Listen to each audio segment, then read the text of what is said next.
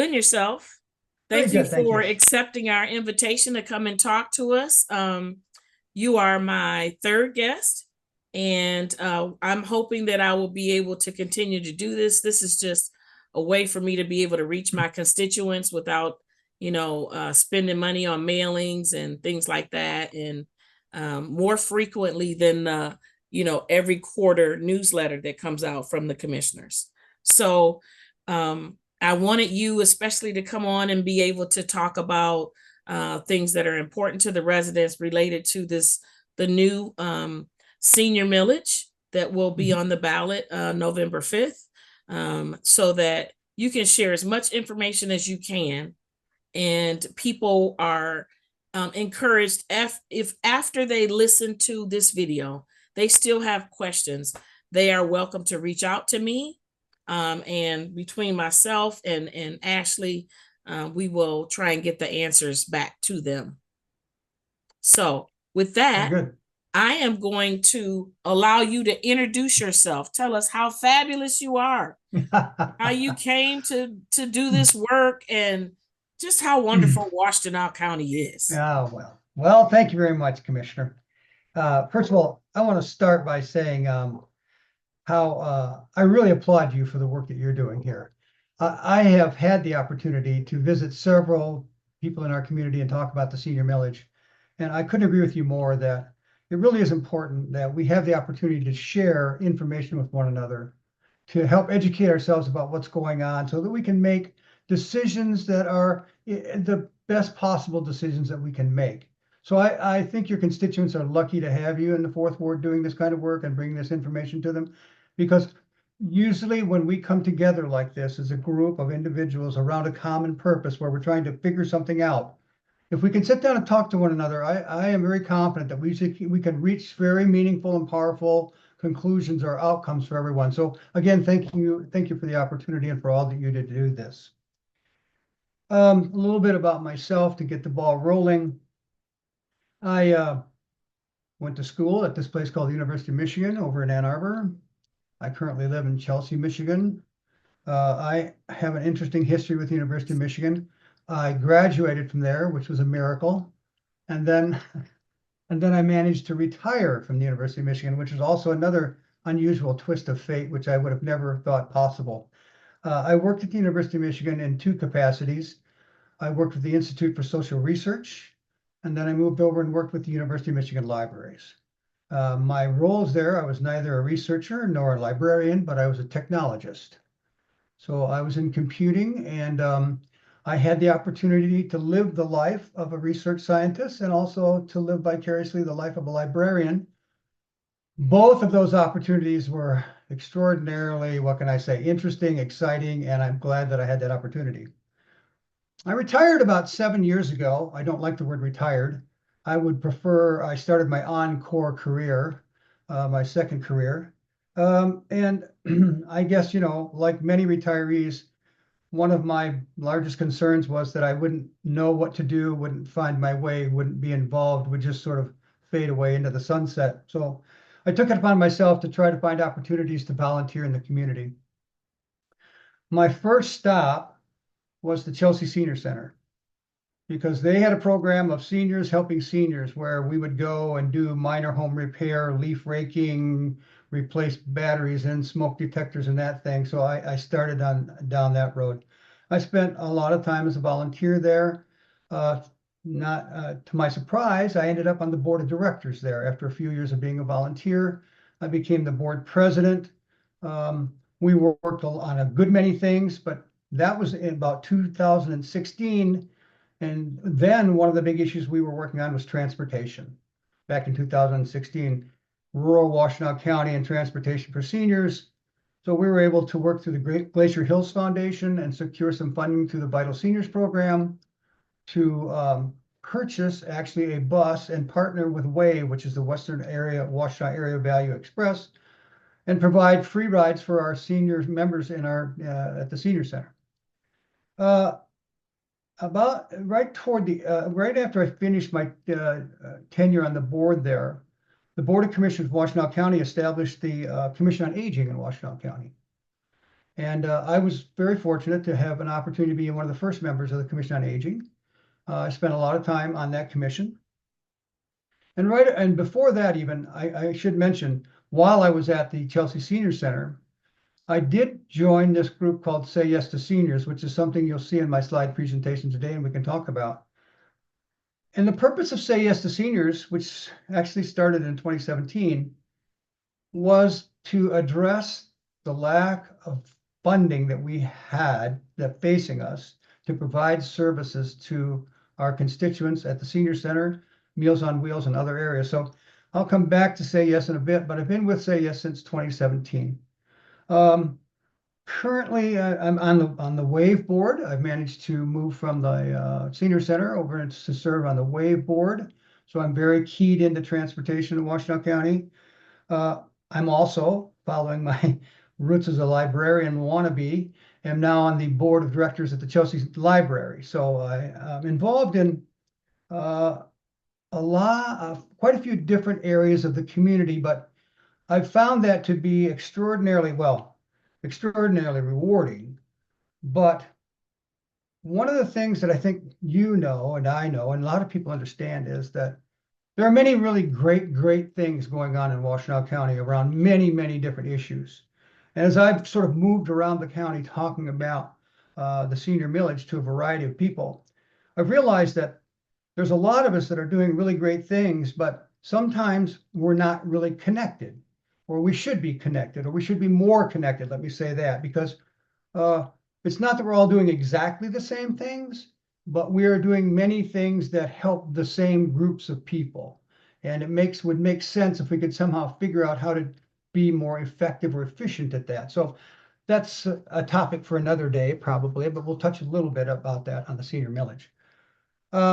In my spare time, there's a guitar over my shoulder. I've been a musician all my life, continue to play live music. So that's something that's always been with me, and I'm thrilled that I have the opportunity to do that. So that, in a nutshell, is where I am. And I'm going to take a moment now to share my screen. So give me one second here. I'll share my screen, and we can start into the talk about the millage. And now we'll turn it into a slideshow, and we'll be on our merry way. Okay, all good to go?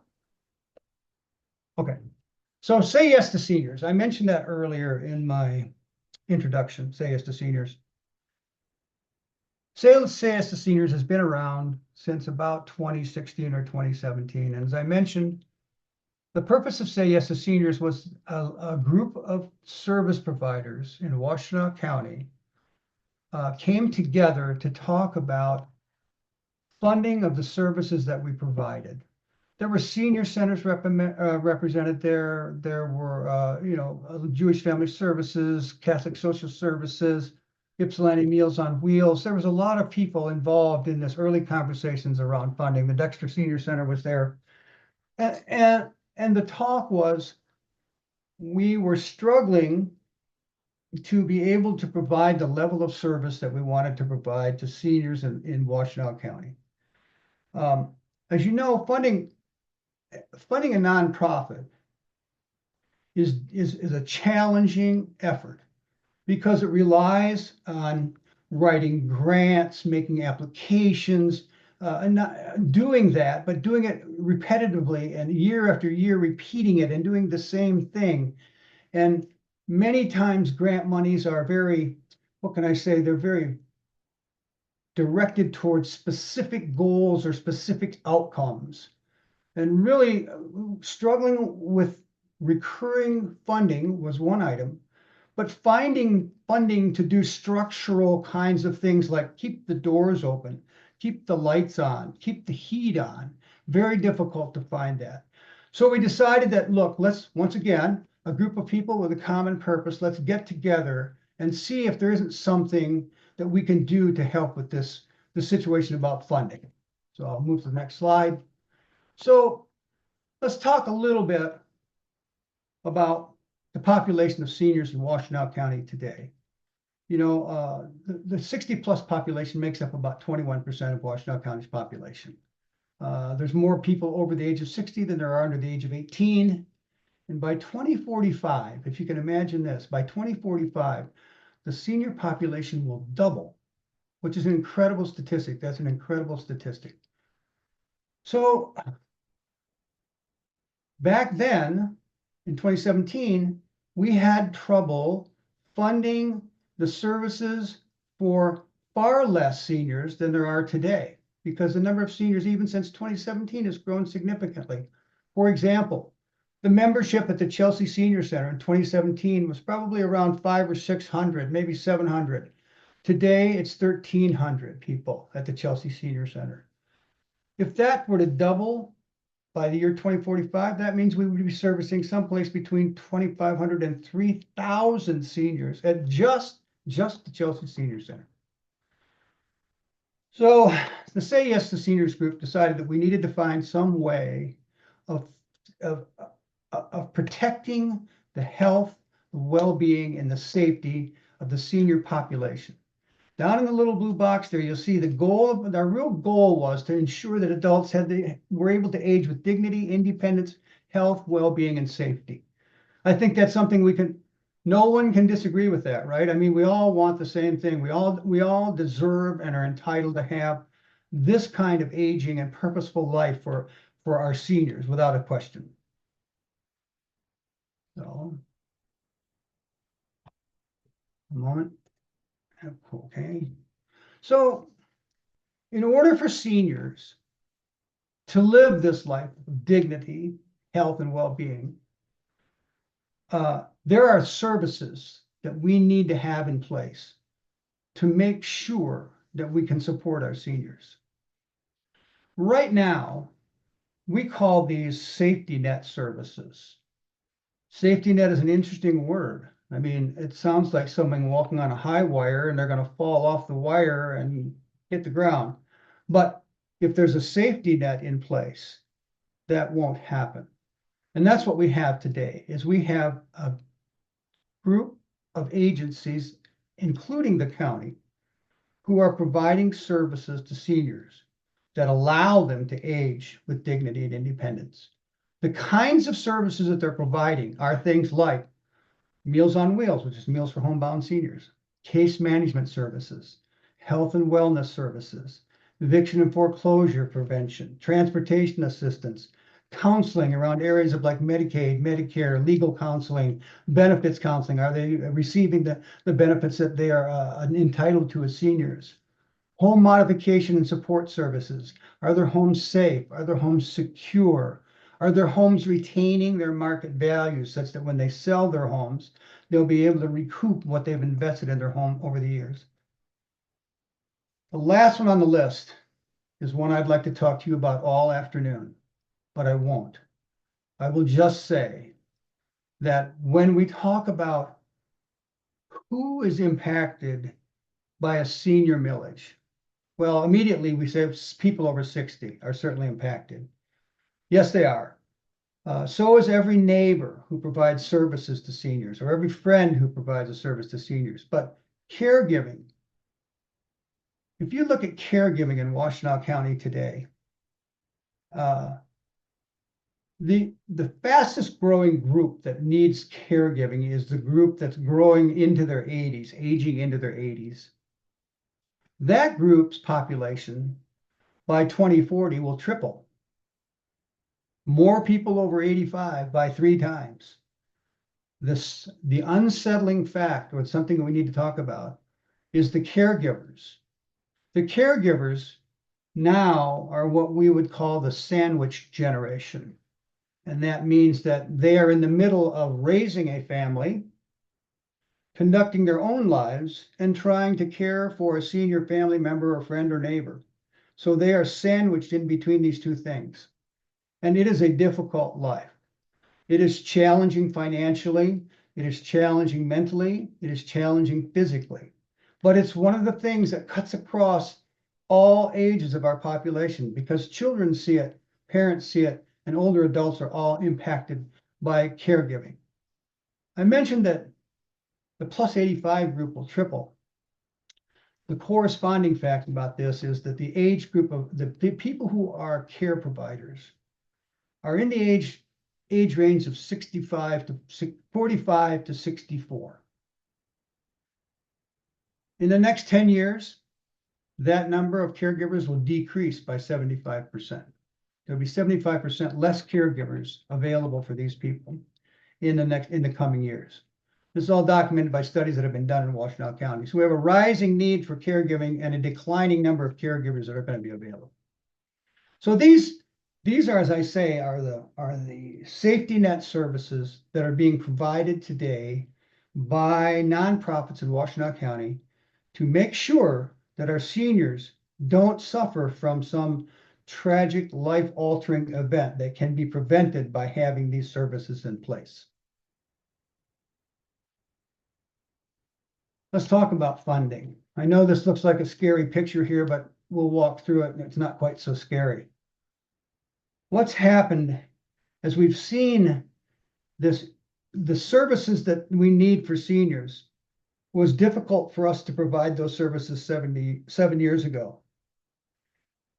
Now what's happened is it's even incredibly more difficult because as we've seen this rise in the number of seniors that are living in Washtenaw County, we've seen a corresponding decrease in the funding available for seniors. And I'm going to talk here about the Older Americans Act, which is the primary source of funding for senior services across the country. So there's a couple of lines in here that are interesting. The dotted yellow line represents the increase in the senior population since the year 2001. Since 2001, the senior population has doubled. It's increased by 100%. The middle red line is the Older Americans Act funding has gone up by 38%. So right away you have a doubling of your population, but only a 38% increase in funding. But we all know inflation is a part of our life. And if we factor in inflation, we see that number at the bottom of the screen where we have minus 25%. We have 25% less funding and a doubling of our senior population.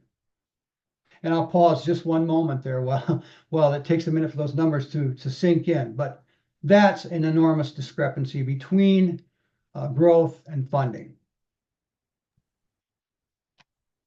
So again, the current need for these safety net services falls far short of projected growth. The funding for these services falls far short of projected growth.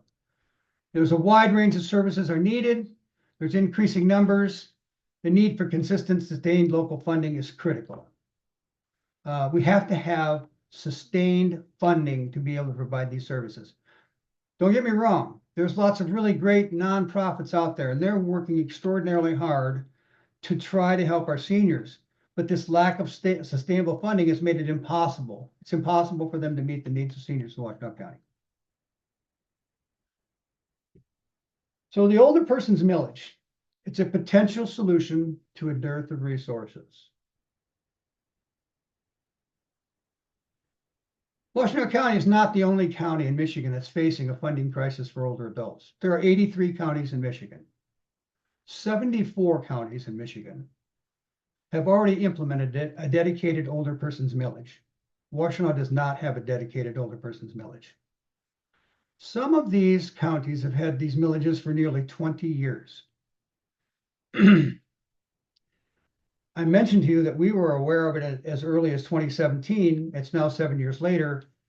Now we have the opportunity to have the millage on the ballot and to make a choice about what we want to do about that millage.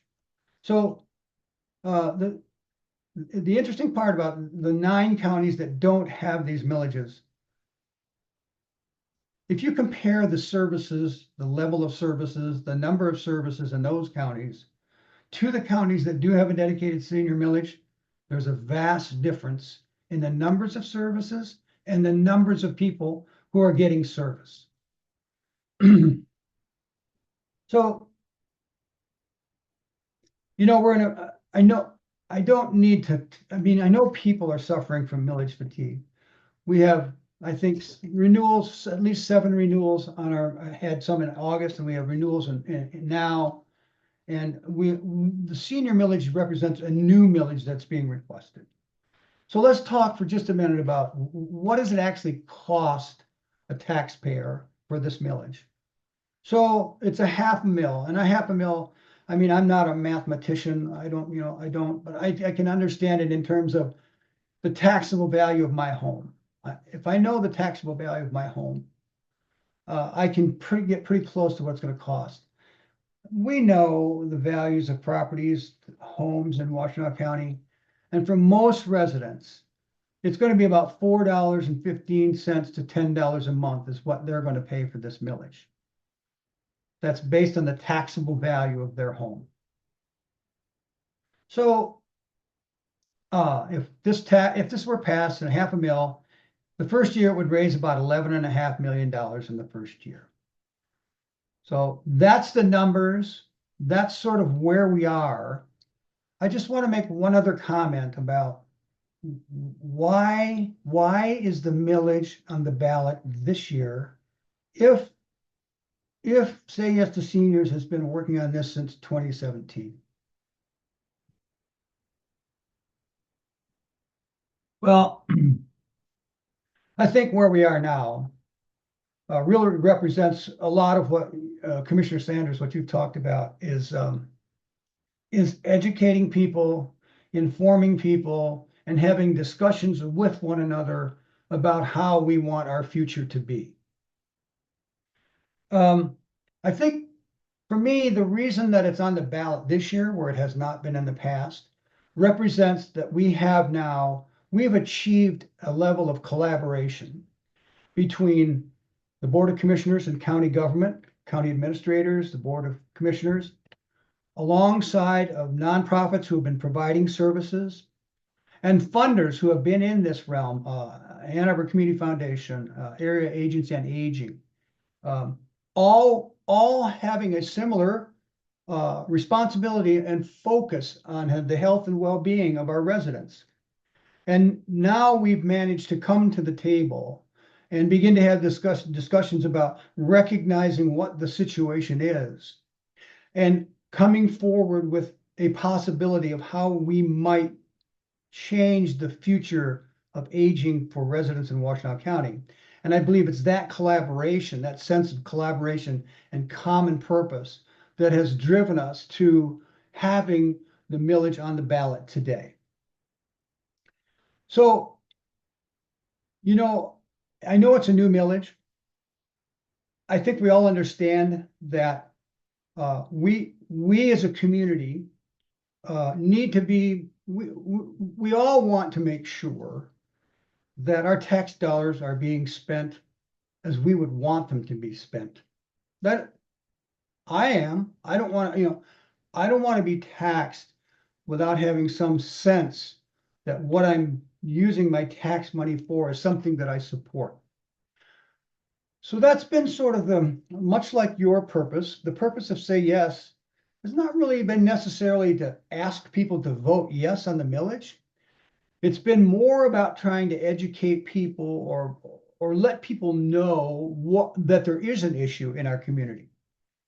I said a millage is a potential solution. There may be other solutions. I'm not sure I know what they are exactly in terms of long-term sustainable funding, but I think the important thing that we want to raise is the fact that the decisions that we make today around senior services will impact all of us because all of us will, if we are not already, become seniors. So I think it's best that we consider solutions now that we know are going to have an incredible impact on people as they age in our community. So I just want to make sure that people are aware of what the situation is. And then, we all vote our conscience and decide which issues we feel are the ones that are most important to be addressed by our tax dollars. I guess that's about all I have to say about the senior millage. I appreciate the opportunity to speak about it. And I know if people have questions, they can always come to you, and I'd be happy to talk with you about any questions you may have. And I know that the Board of Commissioners has been an integral part of moving this question forward. And I applaud you for giving the voters the opportunity to make this choice about how they think their tax dollars should be spent. So for that, I thank you very much. Thank you for sharing this presentation, and more importantly, for kind of breaking down, some of the information related to, because when you talk about a millage, increased taxes, at the end of the day, people just want to know how much. What is it going to cost me? That's right. And $10 a month does not seem to be an unsurmountable amount. I do want to ask you though, have any of the seniors, especially the ones that are resource deprived, expressed concern about paying for the millage? If the millage succeeds, yes, and they start to become, assessed that $10 a month or less, depending on the property value, have you had any discussions with any of the seniors that will benefit, but also may feel as though they may not be able to afford it? I'm honored to say that I've had the opportunity to speak with several different groups of seniors around this issue. I'm going to use one from a group that I met with on the east side of Ypsilanti. And that group was a focus group that was looking particularly at transportation. They were a small pilot group around a new transportation initiative that was being funded through ARPA dollars. And for those that don't know, ARPA, American Rescue Plan Act money, which came to the Washington County, which was monies that were being spent on bettering the life of county residents. I will say one thing about ARPA money: more than welcome, extraordinarily useful, but one-time money, meaning here this year or gone the next year. But back to the people over in Ypsilanti. They were talking, even with the ARPA dollars, they were talking about transportation. They were talking about rides, like where they need to get to and how they need to get there. So they needed to go to grocery shopping. They needed to make medical appointments. They wanted to go to church services. They wanted to be able to get to the senior center. So even with ARPA funding available to them, they were still having to pay a subsidized rate for travel, which was far less than what they would normally pay. But still, they could only get so many rides over a certain course of time, and then they were back to where they were before. So if we had some sort of long-term sustainable funding around transportation, the amount that the people pay in their millage would be much less than what they would have to pay for transportation if they had to pay for the ride without the transportation being subsidized. I know that when people hear the word tax, they immediately it just sets off the blinders go up, and the word no. But if you can take a moment to look longer term, that if I'm willing to spend $4 or $5 or $10 a month to support this means that I can have transportation at a rate that's far, far less than what I would have paid were there not a millage in place. So that's a particularly classic example of people, yes, they will be taxed, but the result of that, or the benefit to them, will be greater than what it is that they're taxed for. So yes, we've had that experience. And for the purposes of the viewers, if the millage is successful, you, or Say Yes to Seniors, anticipates that it will be housed, or oversight will be housed where within the county? Is there a particular, I'm asking like I don't know, because everybody doesn't know. I understand that. And well, that goes back to how do I want my tax dollars to be spent? I want them to be spent in a way that I know, that I have some proof of what I'm spending them for is actually the outcome that I expect. Mm-hmm. So let's be very frank and very upfront about this. The final decision of how the money will be spent will be in the hands of the Board of Commissioners. However, I will say this about the Board of Commissioners. The Board of Commissioners are not going to just sit around and debate about how they should spend that money. The Board of Commissioners is going to collect information. They're going to collect data. They're going to look at the way other 74 counties have spent this money, what their models are, what their rubrics are. So right now, the county administrator has put forward an initial plan on what this dispersing of the money might look like. And I want to emphasize initial, because once again, this goes back to the spirit of conversation.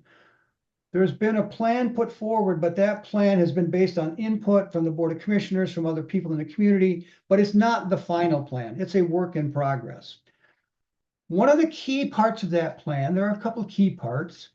One part is that there needs to be a hub or a focus of senior funding in Washtenaw County. And we would call that a Department of Aging or something of that kind of name, or Director of Aging Services or something. So there is someone who is specifically charged with the duties of managing how this money is collected, how it's spent, and measuring the outcomes that we see. The next part about this is who will get this money and how will that be determined?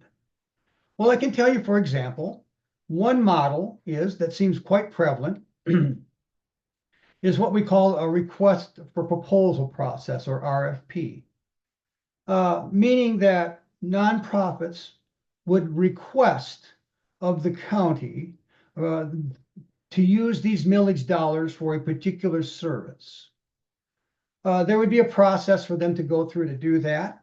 But what would happen next would be that those requests for proposal for services, the initial plan calls for a hybrid committee or recommendation group that would look at all of the proposals and that would then put forward to the Board of Commissioners a recommendation about how that money might be spent. So saying there's a recommendation board is interesting.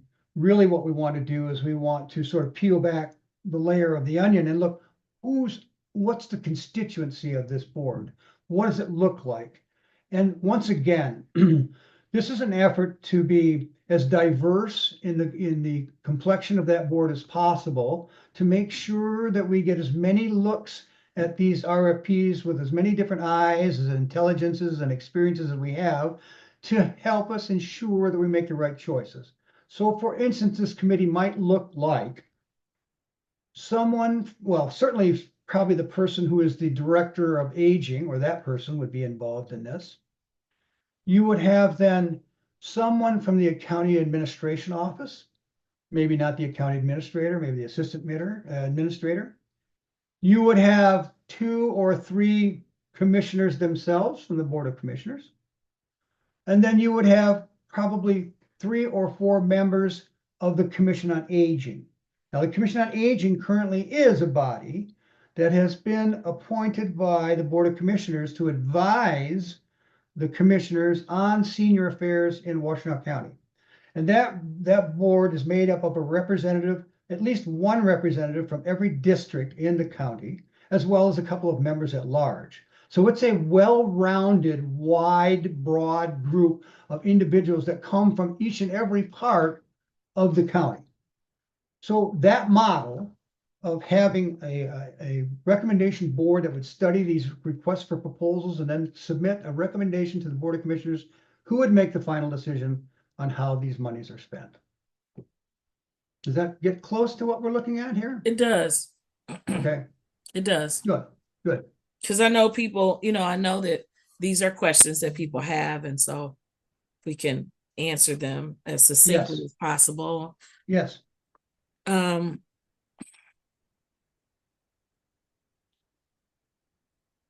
what do you think when do you think we will start to realize the immediacy of a change or improvement in lifestyle for our seniors, if the millage passes? Do you Well, think it'll be if, like immediate?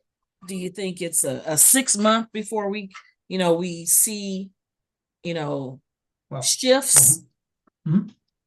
Well, I got to tell you, I'm very optimistic about this timeline. And I'll tell you, we know that there are some built-in sort of guardrails or guidelines here for this, because once if the millage were to pass, there would be an entire year would go by where no money would be expended because a year is needed to collect the monies. Mm-hmm. So right now, it's already started, as I said, because the county's already started to put forward models of how this money would be spent. I think that within that year, and certainly within the very first part of that year, there are critical services out there right now that are at risk of falling or failing because the monies are no longer there. So what we need, the first thing would be those services won't fail because we'll be able to fund them. For example, Meals on Wheels. We know that in Washtenaw County, there are many more people that we could service on Meals on Wheels, but we can't because we can't fund them. And we know that, if we were to have a year of planning ahead of the actual dispersal of that money, I can guarantee you, pretty strong statement, but I'm very positive that we will be able to identify delivering services to people who have not had services before because of this limit. We would also be able to now know that services that are in the risk of collapsing would be able to be funded. For example, we talked about ARPA dollars. ARPA dollars right now are out there funding things in our community in these nonprofit sectors. Take the Chelsea Senior Center, for example. The Chelsea Senior Center has ARPA dollars. The Chelsea Senior uses those ARPA dollars to support their volunteers, to support their membership, meaning having people enroll in members of the community senior center, and also in letting the community know that the senior center is there and these services are available. So they're trying to reach as many people as they possibly can to provide service. But the two positions that do that are ARPA funded positions.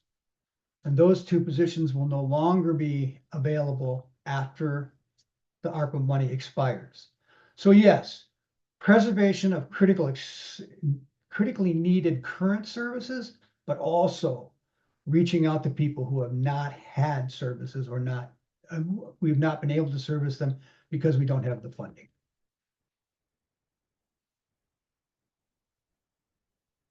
You mentioned transportation. Yes. What type of lift do you think is required in order to make it not be a piecemeal situation, Okay, but consistent? Does that look like an improved and possibly more dedicated service provided by Triple TA? Does that look like our own system, or just your thoughts? I'm not Okay. saying that this is engraved in stone, but No. transportation is such a big bite. And our county is so, wide and diverse and rural and urban and yes. I got to tell you, I couldn't agree with you more about transportation. I mean, a lot of the things that we talk about, in terms of being able to age good health and well-being, is based on transportation. Can I get to my doctor's office? Can I go grocery shopping? Can I make it to the senior center? So transportation is right at sort of like the hub of the wheel. And I'm going to say this. As you know that some of our ARPA dollars went to Phoenix Mobility. And Phoenix Mobility is right in the heat of conducting an exhaustive survey of transportation within Washtenaw County. Pilot programs, several listening sessions. They are looking at this transportation problem from as many different angles as they possibly can. And they've done this very successfully. They're a nonprofit. They've done this very successfully in other communities throughout the country, and they're doing it here. That information will be available soon. All the results of all of their study and all of their work. And I think really, rather than me to take a guess at it or give you my personal feelings about it, I think that survey is exhaustive, is thorough, and will certainly be a guidepost of what it looks like and where we should start. And I'll say this about transportation, like many of the other services. We're not going to fund everything all at once, all of a sudden. We're going to make progress. And so we're going to have a plan to move forward with transportation. And I think this Phoenix mobility study is going to give us where that starting point is and what we need to do to make the most difference as quickly as possible. So I'm very keen on seeing what the outcome of that survey is, that study. And I think my other question for you, Gary, would be, will data such as Alice data and things like that be utilized to target the areas that need, so I'm going to just be transparent. Yeah. Would these services be available to a senior that, say, is living in a $500,000 home and has, ample retirement? Or is this supposed to be targeted based on our data and people's income levels in terms of, who is eligible for support? Right. I think that what we're seeing here is that we are targeting the people who are using this service, and they're using this service because it's a need for them. We know who those people are. We know what the characteristics of those people are. And because I'll say this, Carolyn, what we find is that when seniors need services, it's seldom that they need just one service. Correct. Usually what happens is they go for a particular service only to realize that there are other things that need to be done and they need to be handled, right?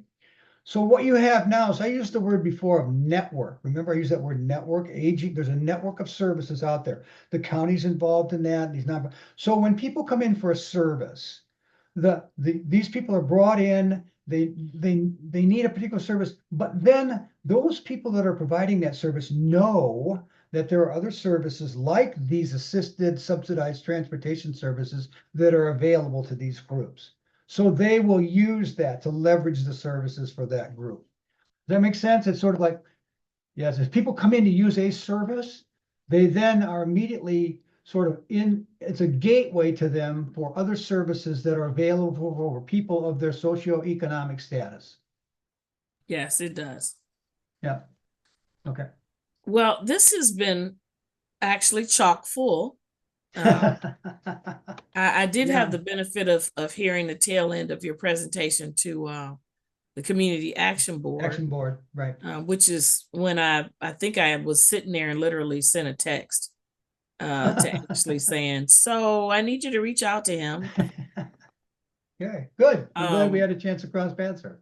Yes. So I really appreciate you providing this information. I hope that it will be very helpful to, my constituents in my district, but, helpful, period. Anybody can watch these conversations. Yes. And as I say all the time, we are sworn in for all of the residents. That's right. Not just the district that elected us, but that is right. I did want to make sure that, people, if they have questions, they sort of have a library. I'll take a word from your introduction. They have a library of videos that we are providing to them that helps them get more information, in the event that they God bless them, don't want to sit through one of our board meetings. Oh, yeah, I hear that. Yes. Well, And you can listen to these in the car from one yes, you can. travel point to Yeah. another. So Yes. Well, I again, really appreciate you coming on and being sort of one of our inaugural guests. well, I appreciate the opportunity to do that. And as I said in the beginning, I'm just such a firm believer in conversations in our community that lead to such positive outcomes. And I really I have a great admiration for you taking the time to do this and to reaching out and finding resources that really do help us define who we are as a community. What do we want to be? What do we want to look like? How do we want to treat each other? So kudos to you for that. And thanks for the opportunity for being here. Appreciate it. Absolutely. And we'll look to invite you back after the election. Yeah, that sounds great. Okay, so you can give us, it won't be a one-time thing. We're we're going to keep rotating. So well, I do think it, I think it will be if and when the millage does pass. I think you touched upon it. The outcomes. What are the outcomes? Are they measurable? Can we see them? Let's talk about what that looks like, right? Let's do the right thing and be transparent and make sure that we're doing the best we can do with that money for the people that need it. Yep. Absolutely. Great. Okay. Thank you very much. Oh, you're welcome. I am pleasure. Sending out prayers that you will receive the outcome that you desire on November 5th. Yeah. On November 5th. Hopefully we don't wait until November 6th for a final count, but that's right. we'll be in touch, and I might shoot you a happy emoji email. Oh, thank you. Tuesday night. I will be looking forward to receiving that. Okay. All right. Thank you very much, Gary. Yep. Have a great day. Have a good afternoon. You too. Bye-bye.